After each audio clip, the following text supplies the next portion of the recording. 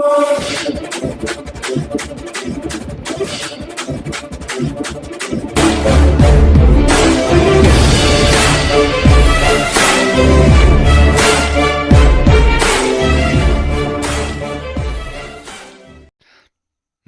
प्यारे हिंदुस्तान न्यूज 24/7 में आपका हार्दिक स्वागत है। खबर रोहतक से। राज्यसभा सांसद दीपेंद्र हुड्डा ने डॉक्टर भीमराव अंबेडकर को दी श्रद्धांजलि। बाबा साहेब ने शिक्षित बनो, संगठित रहो और संघर्ष करो का दिया था मूल मंत्र। दीपेंद्र हुड्डा ने किया मौजूदा सरकार पर वार। संवैधानिक संस्थाओं पर लगातार हमले कर रही है मौजूदा सरकार। डॉक्टर भीमराव अंबेडकर ने अमीर गरीब, जाति धर्म भाषा आदि के भेदभाव के बिना सभी को दिए थे समान अधिकार। दीपेंद्र हुड्डा ने कहा, संविधान की रक्षा के लिए हमें पहले से ही ज्यादा जागरूक और होना होगा, संगठित। कोरोना का नया वेरिएंट बेहद खतरनाक, समय रहते अन्य राज्यों की परिस्थितियों से सबक ले हरियाणा सरकार। दीपेंद्र हुड्डा ने कहा, सरकार को hospital beds, ICU beds, oxygen, दवाइयों का स्टॉक, टेस्टिंग, कॉन्टैक्ट ट्रेसिंग जैसे विभिन्न पहलुओं की तरफ गंभीरता से देना चाहिए ध्यान। राज्यसभा सांसद दीपेंद्र हुड्डा ने आज रोहतक में डॉक्टर भीमराव अंबेडकर की जयंती के अवसर पर आयोजित विभिन्न कार्यक्रमों में शिरकत की। उन्होंने कहा कि स्वतंत्रता, समानता व भाईचारे की बुनियाद पर टिके संविधान की मूल आत्मा व आदर्शों पर आगे बढ़कर ही हम भारत को विश्व का नेतृत्व करने के लिए तैयार कर सकते हैं। यही उनको सच्ची श्रद्धांजलि होगी। उन्होंने कहा, डॉक्टर अंबेडकर द्वारा प्रदत्त संविधान गरीब और आम आदमी के हितों की रक्षा करता है। उन्होंने न केवल गरीबों के हितों की रक्षा के लिए बेहतरीन संविधान दिया, बल्कि उनको एक मूल मंत्र भी दिया कि शिक्षित बनो, संगठित रहो और संघर्ष करो। गांव भालोट में 8 gamma doctor Bhimrao Ambedkar welfare society द्वारा आयोजित कार्यक्रम में बोलते हुए उन्होंने कहा, बाबा साहब ने हमारे देश को दुनिया का बेहतरीन संविधान दिया, जिसमें आम आदमी को चुनाव लड़ने और वोट डालने का समान अधिकार दिया। उन्होंने अमीर गरीब, जाति धर्म भाषा आदि के भेदभाव के बिना सभी को समान अधिकार दिए। सामाजिक परिवर्तन के वाहक डॉक्टर अंबेडकर ने समतापूर्वक न्यायपूर्ण समाज बनाने के लिए आजीवन संघर्ष किया। उनकी सोच बहुत विशाल व दूरदर्शी थी। दीपेंद्र हुड्डा ने कहा, मौजूदा खट्टर सरकार का डॉक्टर अंबेडकर द्वारा प्रदत्त संविधान के प्रति कृतज्ञ न होकर संवैधानिक संस्थाओं पर लगातार हमले करती जा रही है। जो ताकतें संविधान की मूल भावना को बदलने का प्रयत्न कर रही है, उन्हें हम संविधान की मूल भावना के साथ जरा से भी छेड़छाड़ करने नहीं देंगे। हमने देखा है कि सरकार में अनुसूचित जाति के अधिकारों को छीनने के भी प्रयास किए। दीपेंद्र हुड्डा ने आह्वान किया कि डॉक्टर अंबेडकर द्वारा दिए गए संविधान की रक्षा के लिए हमें पहले से ही और जागरूक और संगठित होना होगा। दीपेंद्र हुड्डा ने कहा, हरियाणा में हुड्डा सरकार के कार्यकाल के दौरान हरियाणा में पहली बार डॉक्टर भीमराव अंबेडकर जी के नाम पर सोनीपत में विश्वविद्यालय की स्थापना की गई। डॉक्टर अंबेडकर मेधावी छात्र योजना के तहत करीब 30 लाख छात्रों को पढ़ाई लिखाई के लिए विभिन्न योजनाओं के माध्यम से वजीफा दिलाया गया, लेकिन मौजूदा सरकार ने इस योजना को ही बंद कर दिया। इतना ही नहीं, बाबू जगजीवन राम हॉस्टल योजना को बंद कर दिया है, जिसके तहत हमने अनेकों कॉलेजों में हॉस्टल बनवाने का काम शुरू किया था।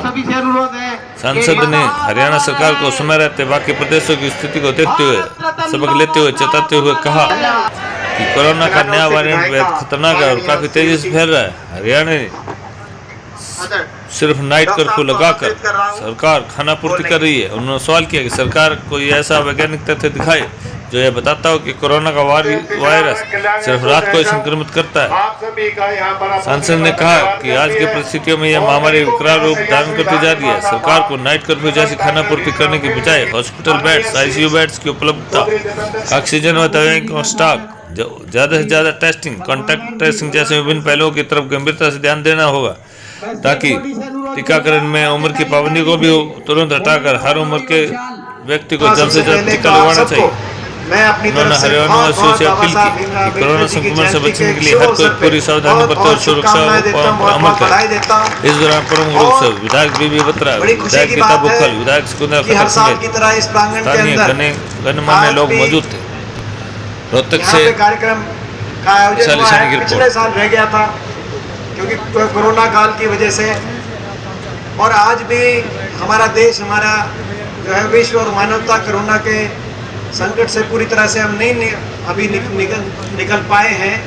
तो मैं आप सबको शुभकामनाएं भी देता हूं। और जहां तक कोरोना की बात है, मैं यही आप सबसे कहना चाहता हूं कि भाई सावधानी में ही समझदारी है, क्योंकि मैं स्वयं कोरोना से मेरे को, आपको पता है बीच में कोरोना हो गया था 2-4 महीने पहले, क्योंकि मैं जो है आपको पता है कि डेली का काम है लोगों के बीच में उस बात से, तो कोरोना से निकल के मैं आया हूँ, तो मैंने खुद उस बात जो है उस संकट को नज़दीक से देखा है। तो मैं आप सबसे यही कहना चाहता हूँ, जितना बचाव हो, बचाव में ही बचाव है, सावधानी सोच में ही बाबा साहब भीमराव अम्बेडकर जी हमें देके गए, इस देश को देके गए, दुनिया को देके गए हैं, जो रोशनी देके गए हैं, जो आदर्श, जो जिन मूल्य, उन आदर्श और उन मूल्यों पे देश का संविधान बना, और उन्हीं आदर्श और उन मूल्यों पे हमारा देश आज टिका हुआ है। ये हमें समझने की जरूरत है। बड़ी चुनौती थी कि आज़ाद तो हो गए, मगर किस ग्रंथ से हम सारा देश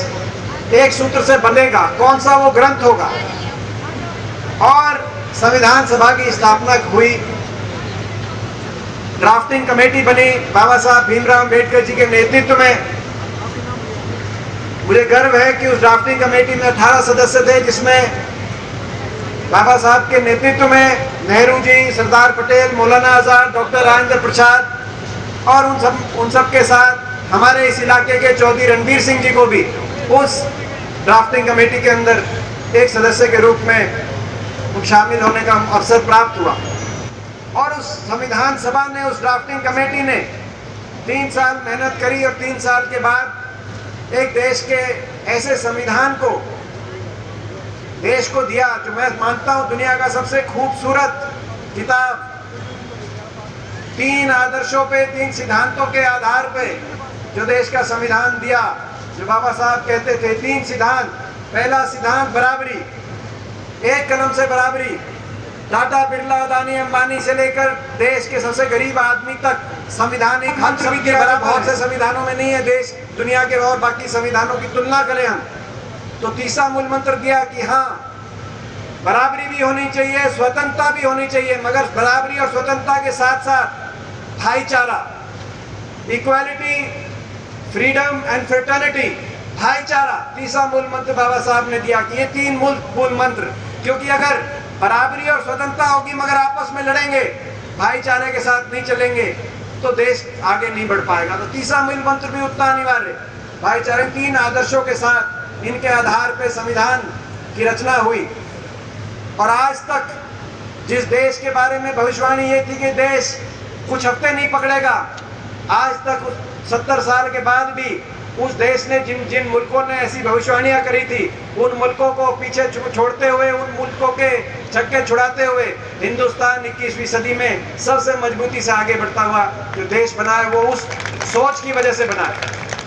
क्योंकि हम सोचते नहीं है कि बहुत से लोग ऐसे हैं, राजनीति के अंदर कई ऐसे लोग हैं जो ये कहते हैं 70 साल में कुछ नहीं हुआ, और हम आके 70 साल में देश का संविधान बना सबसे पहले, और उस संविधान के आधार पर इतनी विभिन्नताओं वाला देश एकजुटता के साथ आगे बढ़ा, जो 21वीं सदी में आज दुनिया के अंदर सबसे। अगर आप उस संविधान को तोड़ने की बात करते हो और कहते हो 70 साल में कुछ नहीं हुआ, आप उस संविधान को ही कायम रखो, उन संविधानिक हकों को और उन संविधानिक अधिकारों को जूं का तूं आप अगर रखोगे तो भी देश आगे बढ़ता रहेगा। आप बराए मेहरबानी जो है ये, अगर संविधान बहुत अच्छा है मगर लागू करने वाले शासकों की नीयत खराब हो जाए तो वो देश आगे नहीं चल पाएगा। ये आखिरी शब्द थे बाबा साहब के।